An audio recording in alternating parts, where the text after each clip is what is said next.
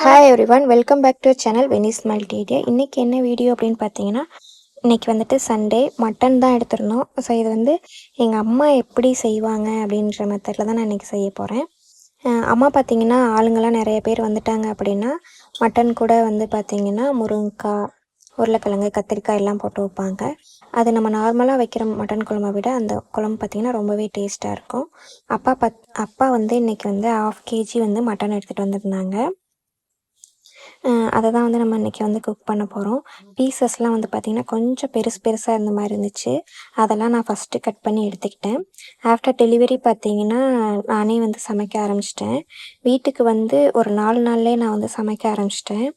ஏன்னா வீட்டில் வேலை பார்க்குறதுக்கு ஆள் இல்லை.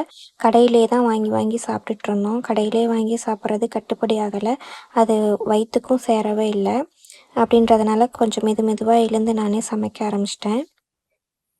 இப்போ பார்த்தீங்கன்னா பீசஸ்லாம் வந்து கொஞ்சம் பெருசாக இருந்ததுனால கட் பண்ணி நான் சின்னமா எடுத்துக்கிட்டேன். அதே மாதிரி பார்த்தீங்கன்னா குழந்தைக்கு வந்துட்டு 30 நாள் ஆகுறதுக்குள்ளே நம்ம வந்து என்னென்ன சேர்க்கணும் சாப்பிட்ணுமோ அது எல்லாமே இப்போயே சாப்பிட்டுக்கணும். அப்போ தான் வந்து குழந்தைக்கு வந்து சேரும்.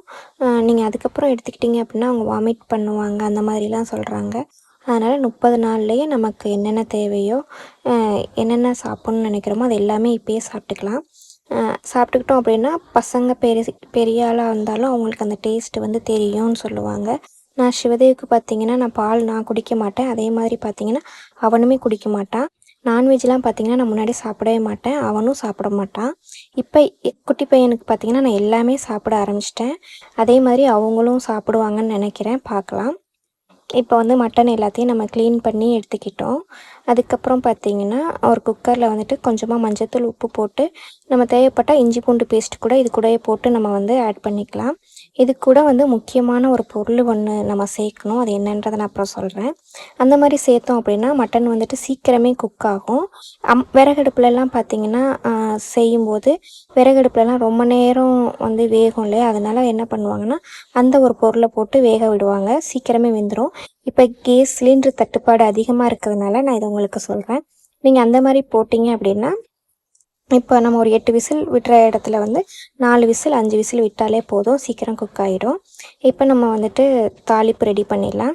இப்போ வந்துட்டு எண்ணெய் சட்டி வச்சு எண்ணெய் ஊற்றிட்டு அது கூட வந்து ஸ்பைசஸ்லாம் ஆட் பண்ணிவிட்டு அது கூட சின்ன வெங்காயம் எல்லாம் போட்டு நம்ம சேர்த்து வதக்கிக்கலாம். இது கூட கொஞ்சம் கருவேப்பிலை.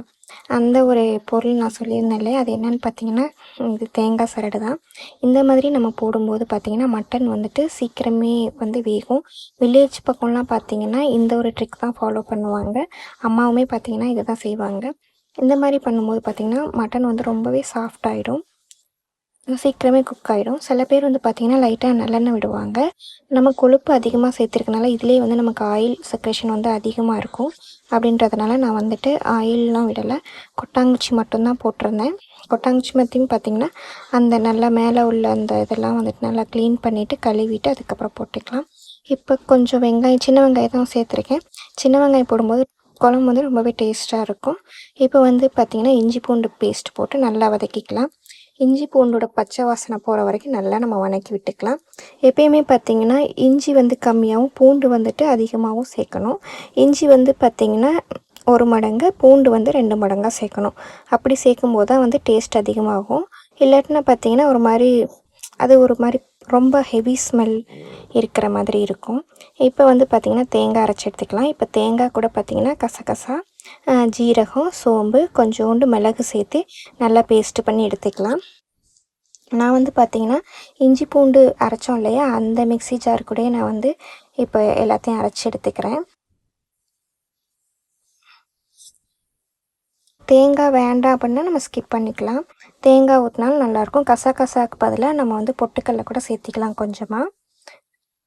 அது வந்து கொஞ்சம் திக்னஸ் குழம்புக்கு கொடுக்கும். ஸோ அதனால் சேர்க்குறோம்.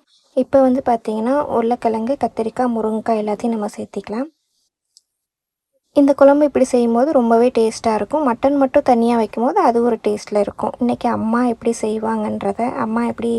செய்வாங்கன்ற மாதிரி எனக்கு செஞ்சு சாப்பிட்ற மாதிரி தோணுச்சு. ஸோ அதனால் வந்து நான் செஞ்சு சாப்பிட்டேன். இப்போ வந்து தேங்காய் பேஸ்ட்டை வந்து ஒரு கிண்ணத்தில் அரைச்சிக்கலாம். அதே மிக்ஸி ஜாரில் தக்காளியை வந்து பேஸ்ட் பண்ணி நம்ம அரைச்சி ஊற்றிக்கலாம். இந்த மாதிரி பண்ணும்போது குழம்பு வந்து திக்னஸ் வந்து நமக்கு அதிகமாக இருக்கும். இப்போ வந்து பார்த்திங்கன்னா மசாலா பொருள் எல்லாத்தையும் சேர்த்திக்கலாம். குழம்பு மிளகாய்த்தூள், தனி மிளகாய்த்தூள், அப்புறம் வந்து கலருக்காக கொஞ்சோண்டு காஷ்மீரி சில்லி பவுட்ரு போட்டிருக்கேன். மட்டன் கூட நான் வந்துட்டு மஞ்சத்தூள் போட்டு வேக வச்சிட்டேன் அப்படின்றதுனால நான் இப்போ மஞ்சத்தூள் ஆட் பண்ணிக்கல. இப்போ வந்து தக்காளி அரைச்சோம் இல்லையா, அந்த மிக்ஸி ஜாரை கழுவி நம்ம தண்ணி சேர்த்திக்கலாம். இது எல்லாத்தையும் ஒன்றா மிக்ஸ் பண்ணி எடுத்துக்கலாம். ஒரு டைம் இந்த மாதிரி செஞ்சு பாருங்கள், ரொம்பவே டேஸ்ட்டாக இருக்கும்.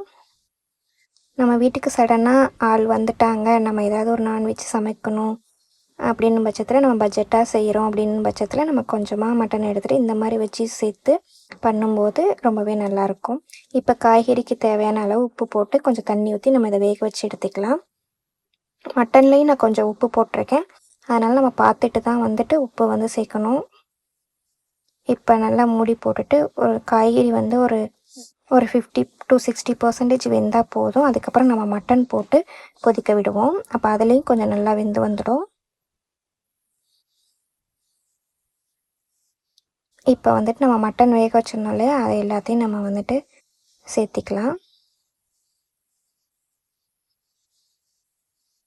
இப்போ நம்ம இஞ்சி பூண்டு சோம்பு சீரகம் நம்ம இதில் அரைச்சி ஊற்றிடணும் அப்படின்னா நம்ம குழந்தைங்களுக்கு அதை சூப்பாக கூட எடுத்து கொடுக்கலாம்.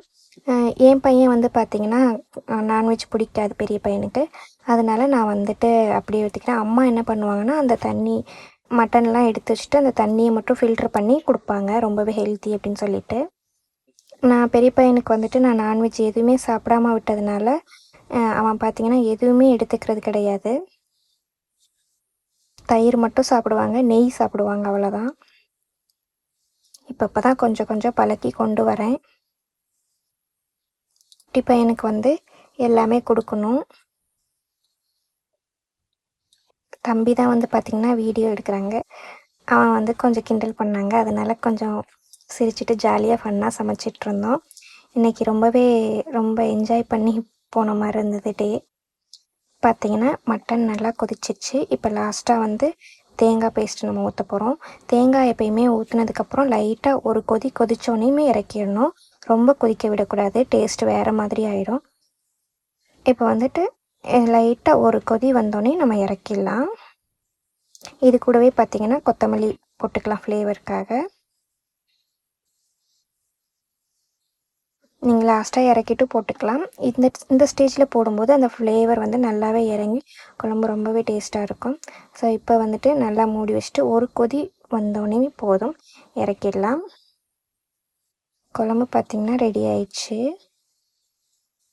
ஃபஸ்ட்டு நான் தான் சாப்பிட்டேன், ஏன்னா எனக்கு பசி தாங்க முடியல. ஃபீட் பண்ணுறதுனால அதிகமாக ரொம்ப பசி எடுக்குது, அதனால நான் தான் ஃபஸ்ட்டு சாப்பிட்டேன். அதுக்கப்புறம் தான் எல்லாருமே சாப்பிட ஆரம்பித்தாங்க.